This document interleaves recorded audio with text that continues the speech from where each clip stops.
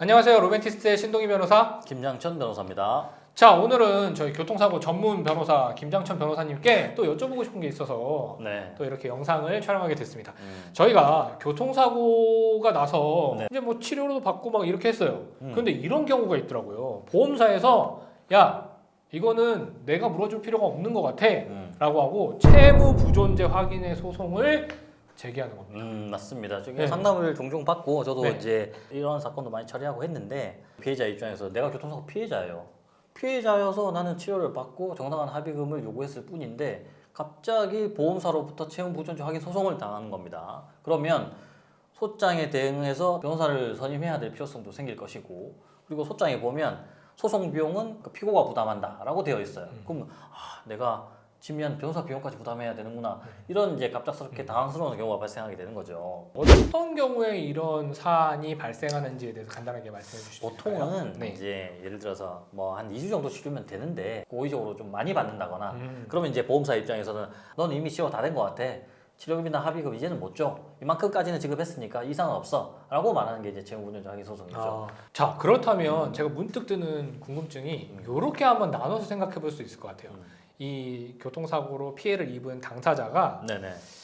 크게 다치지는 않았어. 경미한 부상인데 채무부존재 확인의 소송이 들어오는 경우가 있을 것이고 그렇죠. 진짜 많이 다쳤는데 보험사에서 그렇다고 해서 이 정도까지는 줄 수 없어 라고 하는 아주 중대한 상해를 입었을 때 채무부존재 확인의 소송이 들어오는 경우가 있을 것 같아요. 그럼 어떻게 나눠서 한번 생각해 볼 수 있을까요? 통상적으로 채무부존재 확인 소송은 경미한 소송일 때 많이 나와요. 소장은 어쨌든 들어왔으니까 사건을 잘 마무리 짓는 게 중요해요. 치료를 지금 이만큼 받았어요. 이 이후에 이제 채무부존재 확인 소송이 들어왔을 거 아닙니까? 네. 그러면 피해자로서는 나의 치료받은 내역이 다 필요한 치료였다. 사고로 인해서 아픈 부위만큼만 내가 치료를 받은 것이고 사실은 조금 더 치료가 필요함에도 불구하고 내가 치료를 받지 않은 거다. 나의 치료가 계속 정당한 치료였다는 것을 어필을 하면서 사건을 이제 마무리 짓는 게 중요하고 왜냐하면 이 중간에 한 이 정도까지만 치료가 필요했다라고 하면 보험사에서는 채무부존재 확인 소송 끝나고 난 다음에 이 나머지 부분 있잖아 치료받은 거 이거는 너가 불필요하게 많이 받은 거니까 이 치료비를 나한테 다시 반환해라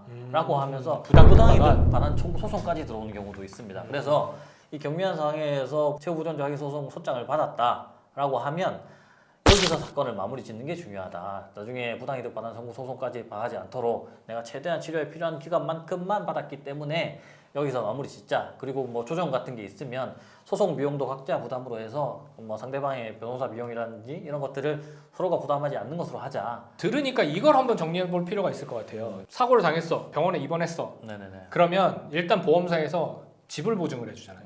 그러면 그 보험사에서 병원비 같은 거는 치료비를 먼저 지급하죠. 네네네. 그리고 나서 이 치료비 외에 내가 뭐 임실 수입이라든지 위자료라든지 장례 치료비라든지 이런 것들은 치료가 끝나고 이제 청구하는 경우들이 있죠. 그렇죠. 자, 지금의 이슈는 이미 지급한 부분들 말고 앞으로 지급받을 부분에 대해서 보험사가 야 나는 지급해 줄 게 없어. 그렇죠. 이게 채무 부존재 확인의 소급. 맞아요.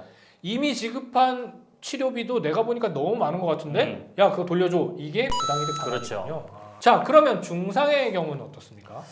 중상해의 경우는 사실은 휴유 장애가 남았어요. 뭐 신체 장애가 남은 거지. 그러면 사실은 내 장애에 해당하는 만큼 일시 수입을 받아야 돼요.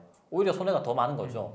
보험사가 나는 이만큼만 지급하고 더 이상은 재무가 없어 라고 말하는 소송이 들어왔을 때 이때는 변호사가 필요해요. 피해자 측에서 반소를 제기해야 돼요. 반소를 제기하면서 내가 여기를 다쳤으니까 이것은 신체 장애에 해당하고 노동력 상실률이 이만큼 나온다 라는 것을 신체 감정을 통해서 입증을 하면서 나의 손해액을 정확히 입증을 하면서 오히려 더 받아야 된다 라고 이제 소송을 진행하는 거예요.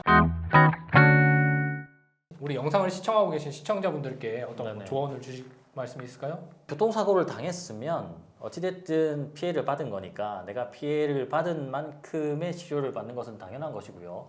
너무나 과도한 치료를 받는 것은 사실 조금 지양해야 될 것 같고 그럼에도 불구하고 소장을 받았다라고 하면 그때는 저희에게로 오시면 됩니다. 네, 교통사고 처리 전문 변호사.